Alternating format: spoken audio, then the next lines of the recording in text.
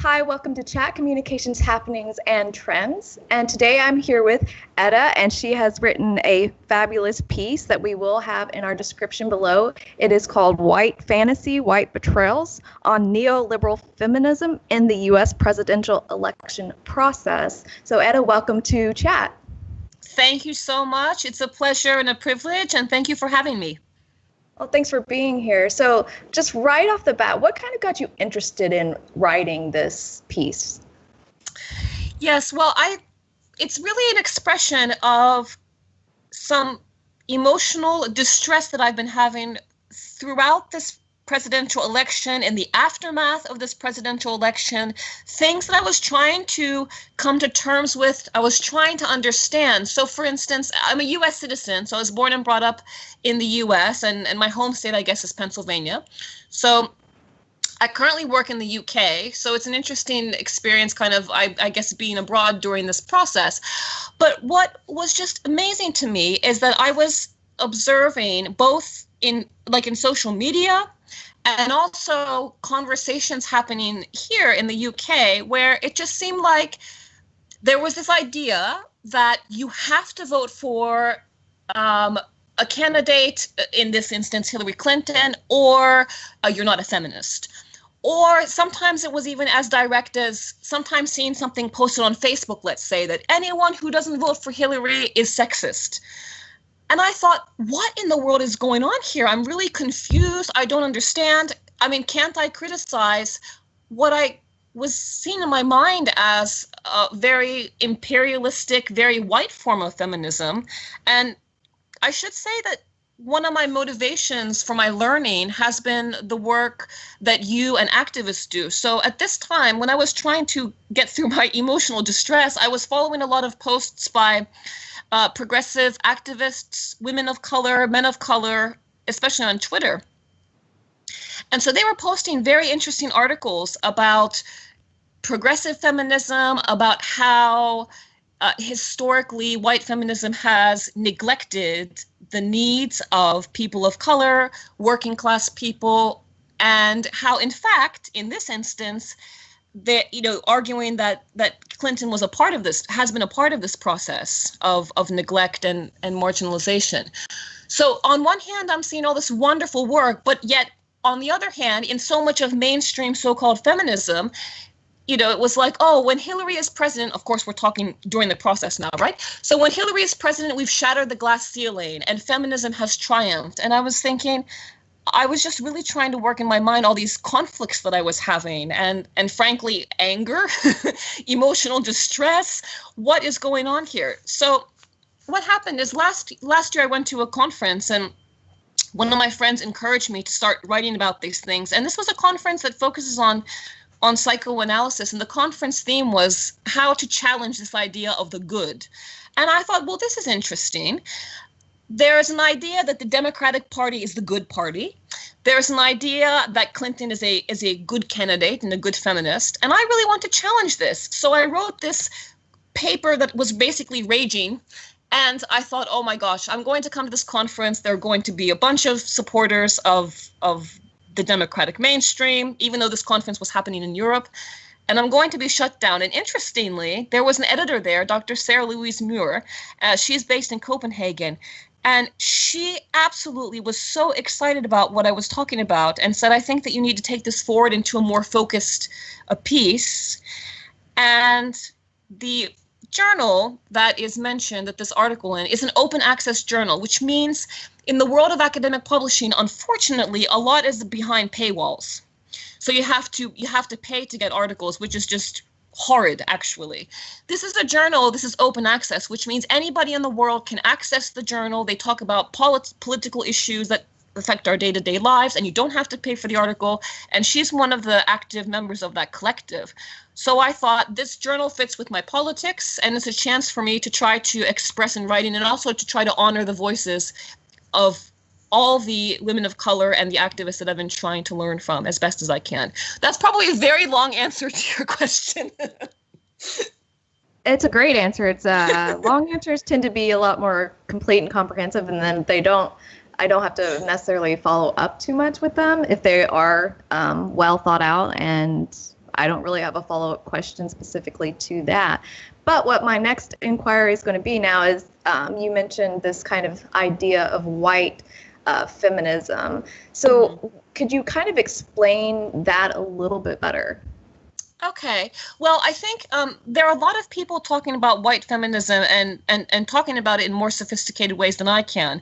My understanding of white feminism, which I find not just problematic, but I find actually personally emotionally distressing. And I'm speaking as I visibly, so there will be a picture later, I visibly appear like a white woman. I have white privilege, so I'm aware that I have a lot of these problematic unearned privileges. So as a white or visibly white woman, even though I personally don't identify with, the assumptions, as a white woman, I feel that white feminism is a kind of feminism that focuses on the needs of white women without acknowledging how women who are not white, women who are not middle class, suffer a lot of problems that white women will never have to suffer. And I think white feminism becomes this narrow way of thinking where it's a focus on, of course, the discrimination that women face everywhere and the problems that women face, but it doesn't acknowledge the fact that, well, okay, you had this problem of oppression of being a woman, but you also have white privilege, and wake up to that. Sorry if I'm getting very angry. No, you're fine. So that's what I understand. I understand white feminism basically to be a feminism. And by the way, I don't think it's necessarily only white women who practice white feminism. Obviously, they are the beneficiaries. But I think it's a kind of feminism that's a very privileged feminism.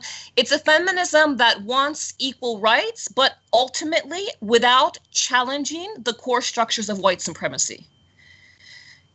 That's my understanding. That's one of my understandings. Again, other people can articulate that much better than me, but this is one of the ways that I think about it. So one thing that you ended up tackling within your piece is this neoliberal feminism. And obviously there's overlap between white feminism and neoliberal feminism. So could you kind of explain more in detail now about neoliberal feminism specifically? That's a really good question. That actually helps me to think about how I can distinguish those. They are related, yes, definitely. I agree with you.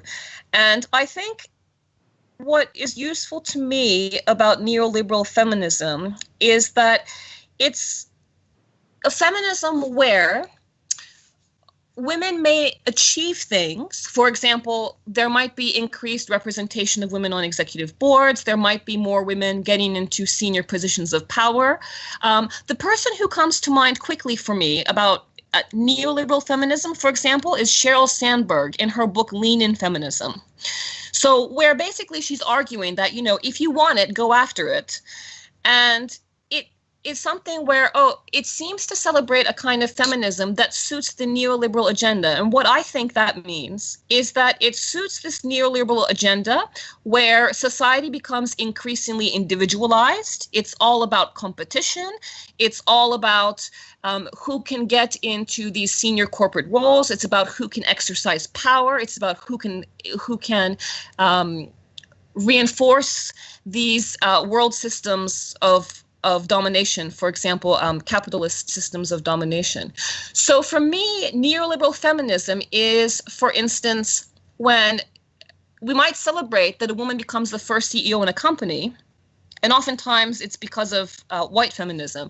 But if the underlying structures don't change, if we are still building our organizations based on neoliberal principles, in other words, principles that value individualism, that value competition, that do not value collectivism, that do not value people helping one another, that do not value the welfare state, then that's a feminism that's very problematic to me. And I do see that as connected to white feminism in the sense that it connects to longer historical systems of white power and white supremacy, in my understanding. So you also mentioned in your piece about intersectional feminism. What is that? And then how is that different from the other types of feminism that we had just gone over.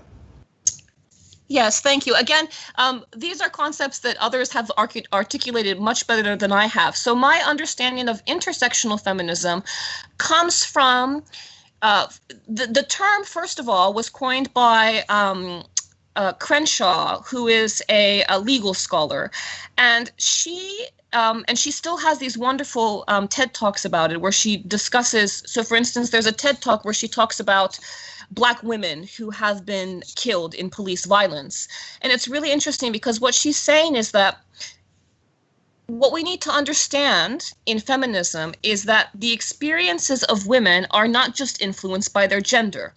Their experiences as women also intersect with their experiences of being racialized minorities, their experiences, for instance, of being working class, of being migrants, of being undocumented.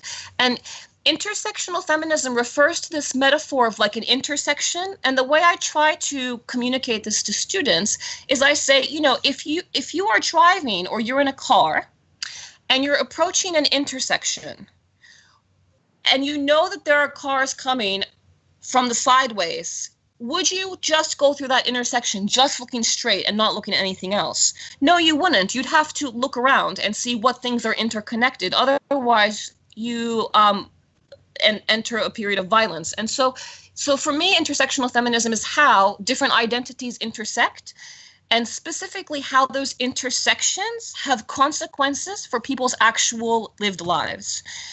So, for instance, the TED Talk by Crenshaw that I mentioned is one where she says people in the United States may readily be able to think of names of Black men who've been killed by supremacist police violence, but much less people are familiar with the names of Black women who've experienced this police violence. And she gives that as an example of intersectional feminism, where sometimes we may be very aware of racial minority experiences. We may be very aware of oppressive women's experiences. But what happens when somebody occupies an identity where their class intersects with their national origin, intersects with their gender, intersects with their sexual orientation? So, for instance, what's the experience of heterosexual women like compared to the experiences of LGBTQ women? So it's a concept where, for me, it's a feminist project which says we have to understand that people have intersecting identities, and those identities interact in ways that have material consequences on people's lives. Otherwise, if we just look at one identity, then we're not going to be able to advance much for the needs of all women. So why do you think that there is this conflict between the two, between just neoliberal feminism and this intersectional feminism? That's a really good question. All very good questions. I think intersectional feminism challenges neoliberal feminism because it asks very difficult questions. So, when somebody says, oh, well, we now have a white woman president, hooray. Well, intersectional feminism challenges that achievement, and it asks, okay, now what has this achievement done for women who are not in privileged positions? What does this accomplish for people who are affected by structural inequalities? What does this neoliberal feminist achievement do to change the living conditions of people who've experienced and still experience generations of white supremacy? So I do see it as a conflict because for me, intersectional feminism broadens out the discussion. Yes, but, or, who are we overlooking? Whose voices are silenced by neoliberal feminism? For me, in my interpretation, and again, others may have different views in how they see these concepts. For me, neoliberal feminism is a silencing feminism. It doesn't look at the experiences of diverse women who have different intersectional identities. So neoliberal feminism accomplishes a specific project, which to me is just to keep masculine corporate wider systems, violent systems intact. So if someone says to me, well, if I can give you an example, actually, that I've just remembered, where there was a lovely tweet by a students' union in the UK, and I'm sorry that I can't remember which university, but it was very interesting that these passionate young women and men, they were saying that we don't want more women vice chancellors. What we want is more women in power at all levels of the university.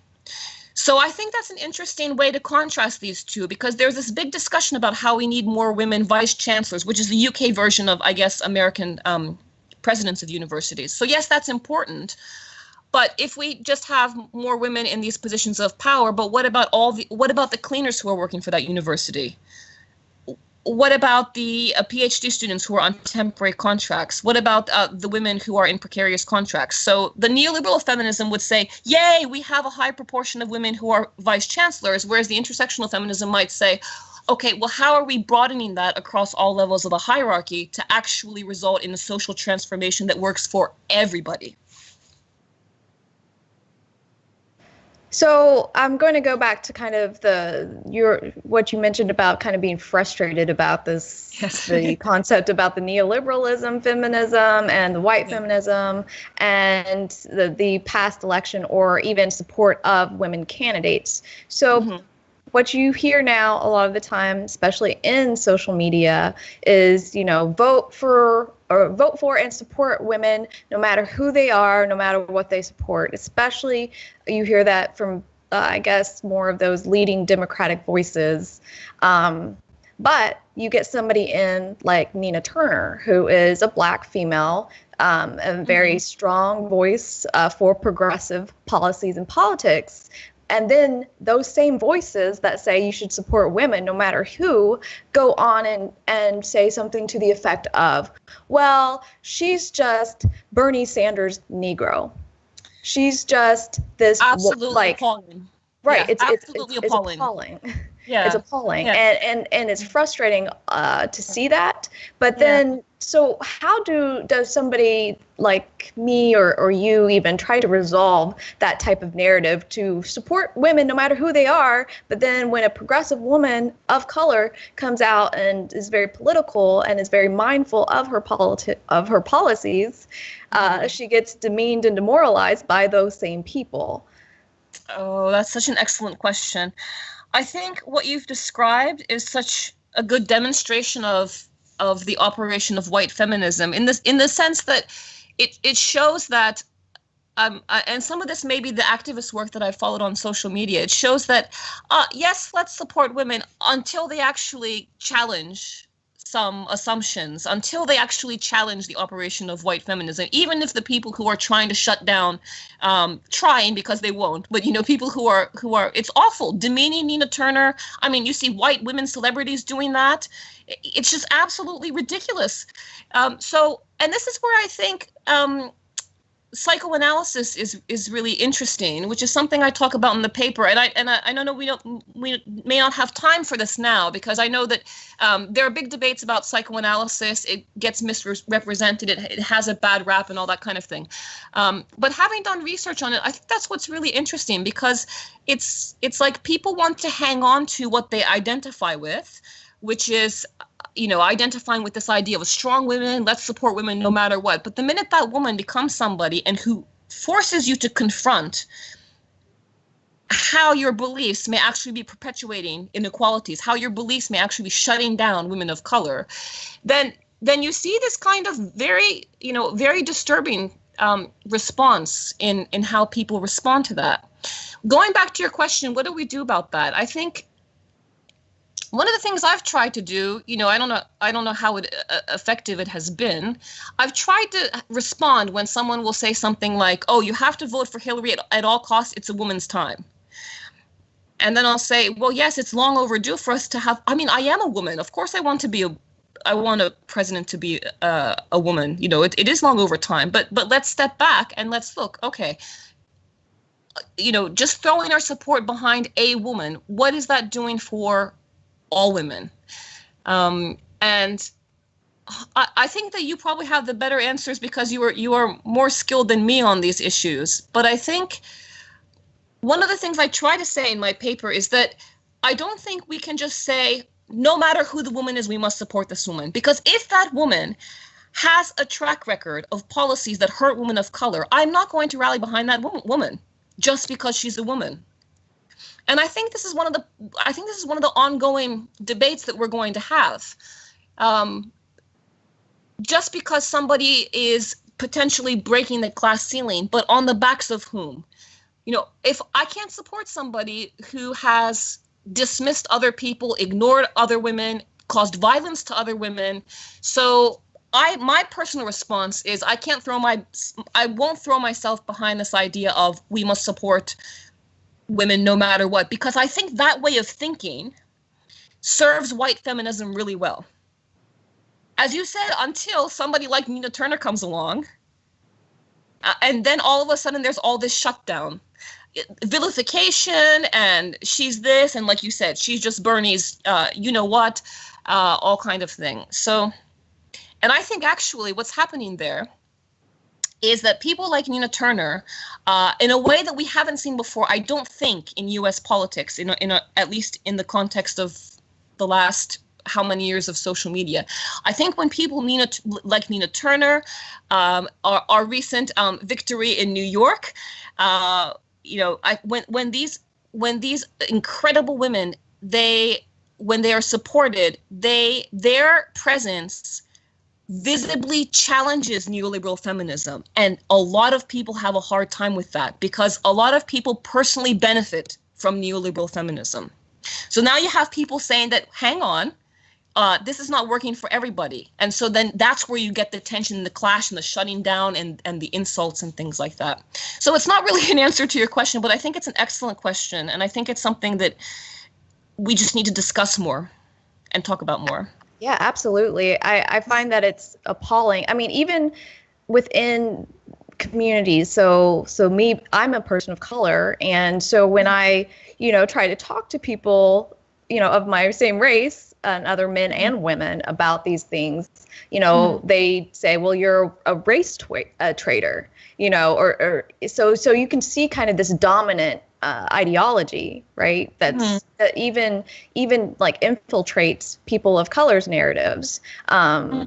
And I've seen that same attack locked at Nina Turner, and as you mentioned, Alejandra Ocasio-Cortez, with her victory, and then other Latinas are saying like, well, she doesn't represent all of us because her policies, they just would actually really benefit white men.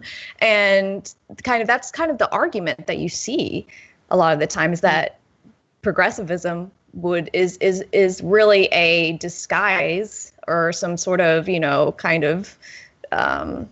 don't know a good word, but a way to basically benefit white men over all other types. So what would be your response to that? Can you see that angle at all, or do you think that that's just absurd? Well, I think I would need to be able to understand, because my empathy is to try to understand where that thinking is coming from when it comes from people of color and communities, because I'm sure there are reasons for that way of thinking, definitely. And how to respond to that? I mean, I think that's really, I wonder if the project of looking at white feminism and intersectional feminism, in other words, trying to look at it from the experiences of women of color and to argue what are the policies, progressive policies, that have benefited women of color? What are the neoliberal approaches or the white feminist approaches that haven't, or that have caused violence? Could possibly be one of the ways forward. I mean, I'd be really interested in what you think is a good way to respond to that, because I think that with your involvement in the community, I think you would be more expert in that. Well, I mean, all of my responses tend to be, well, this, a healthcare for all system in the United States would help elevate and equalize everybody as far as healthcare is concerned. So it's, to me, that argument in which, well, if we had such a system, it would really benefit white men, is what I hear quite frequently it doesn't make a lot of sense to me. And it's really hard to talk people out of that narrative or out of that idea. But again, this is coming from a vantage point where they are immersed in this white dominant culture. And so they've been told a lot of their lives, the majority of their lives, all of their lives, that, you know, you Mm-hmm. have to behave a certain way. You have to mimic white culture in order to succeed, which is a lot of what people of color do already. Yeah. You know, it's different from, you know, when they're at home versus when they're at work. They have two different Absolutely. selves, multiple different selves to help, Yeah. you know, to help them succeed as much as possible within this white dominant culture. And you know, I understand that that is really where that's coming from. But at the Mm-hmm. same time, it's really hard to talk them out of that belief. It really is. One thing that you'll hear a lot of the time is a college for everybody system where, you know, public university would be provided for free. Again, you can hear from people of color, well, we can't implement something like that because really that will only benefit wealthy white people. That's Mm-hmm. that's Yeah. literally a narrative that makes no sense Yeah. to me.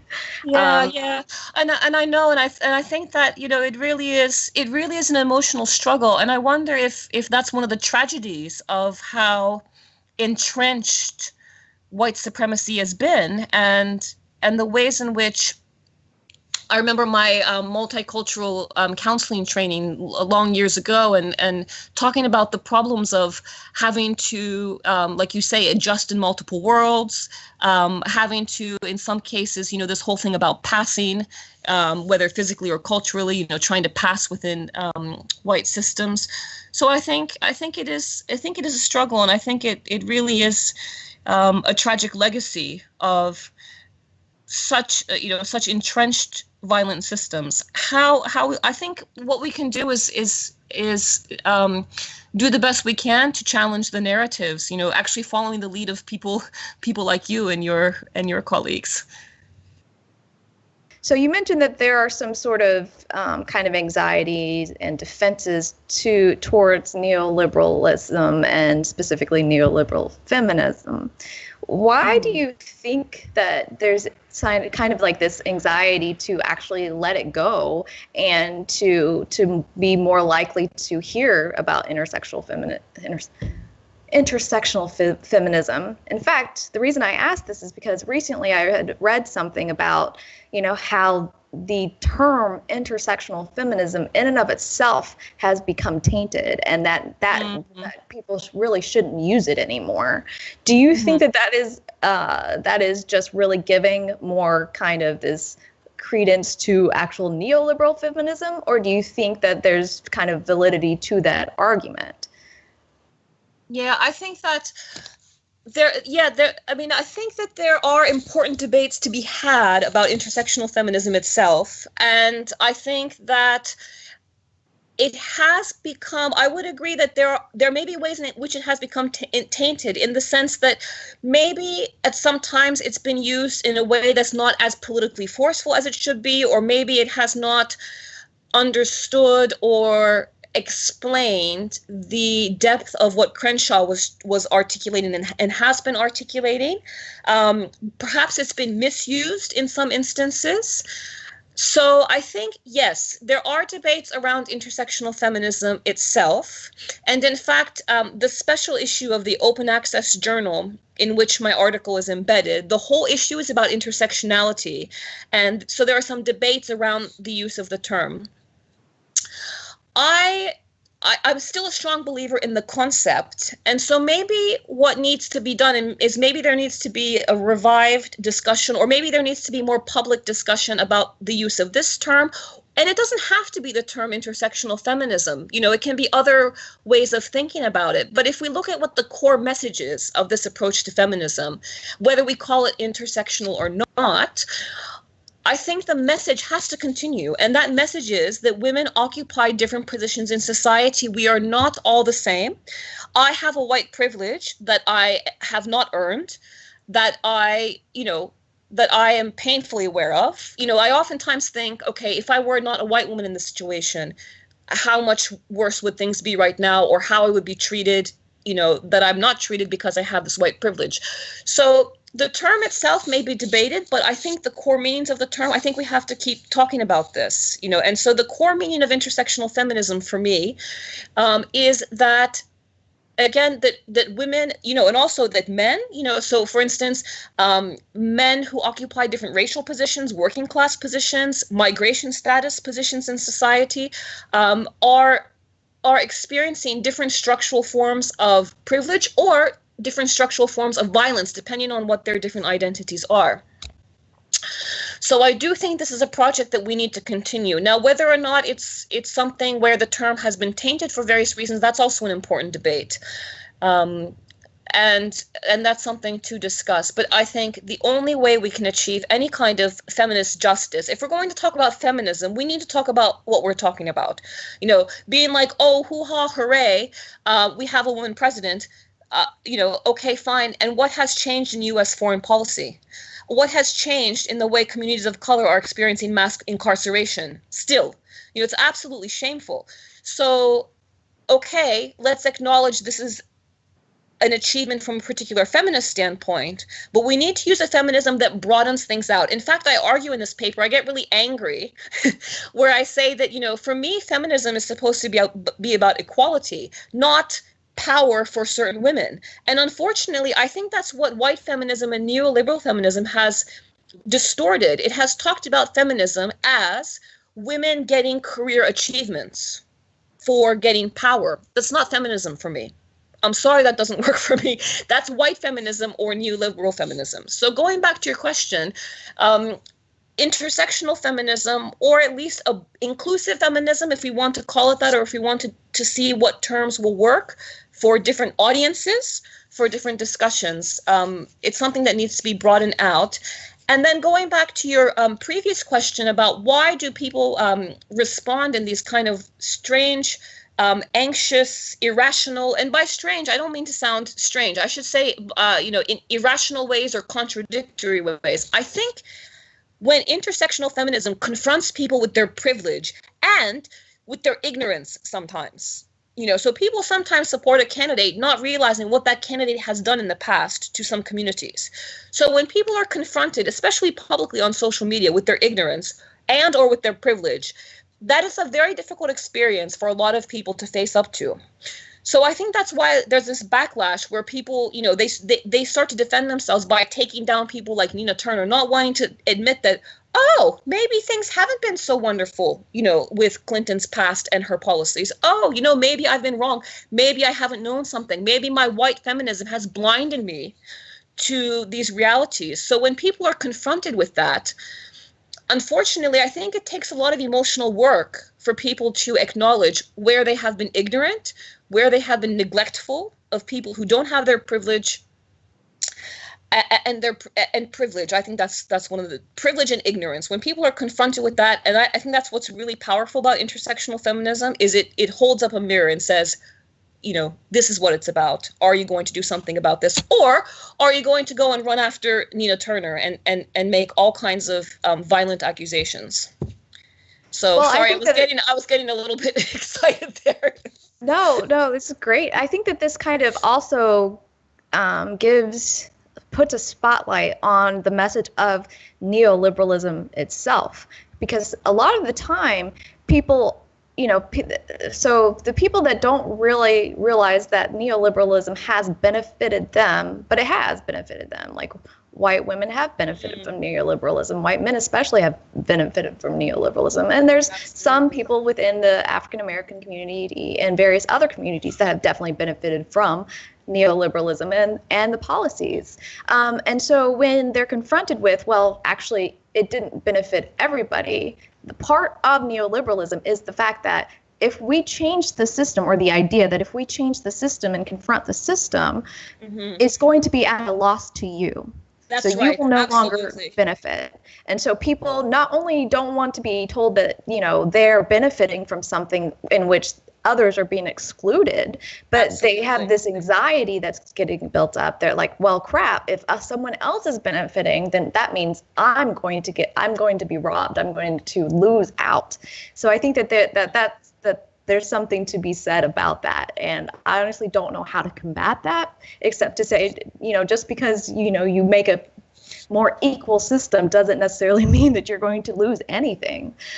Yes, absolutely, absolutely. One of the tragedies of neoliberal feminism is this idea of neoliberalism in generally is this totally false idea that it's individualized. If only you work hard enough, if only you lean in harder, if only you go after the opportunities that you want, everything will be fine. And there's been some interesting research, I think some of which I reference in that piece in this article, where women have been interviewed in positions of power, and there's this total denial about, how you get into that position of power on the backs of others or at the expense of others, or even not even going that far, but asking about, what their experiences of like, and all of a sudden now that there's this position of power, suddenly sexism doesn't exist anymore, or suddenly if somebody has a problem, it's not because of gendered things, they haven't tried hard enough.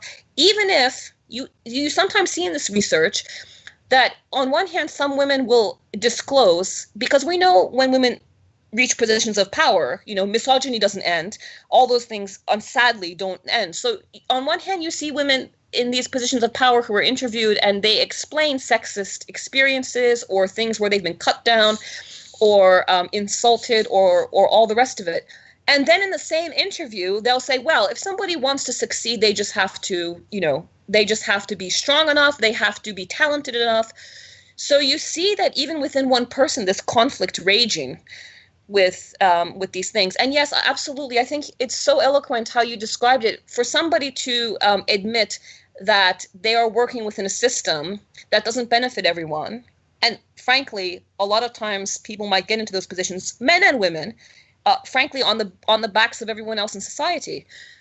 So that requires a very serious confrontation, I think, about who we are as Americans, who we are as communities, and are we willing to continue? And by we, by the way, I don't mean any of us, but are people willing to continue supporting a system that favors the few and that violently excludes most everybody else in different ways and in different practical consequences?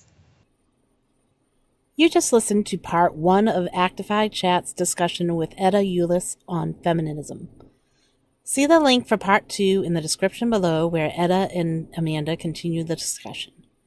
Also, if you haven't done so, please subscribe, like, and share, and head on over to our Patreon page at patreon.com/ActifyChat and help support us so we can continue to bring you more content like this. Thank you and have a wonderful day.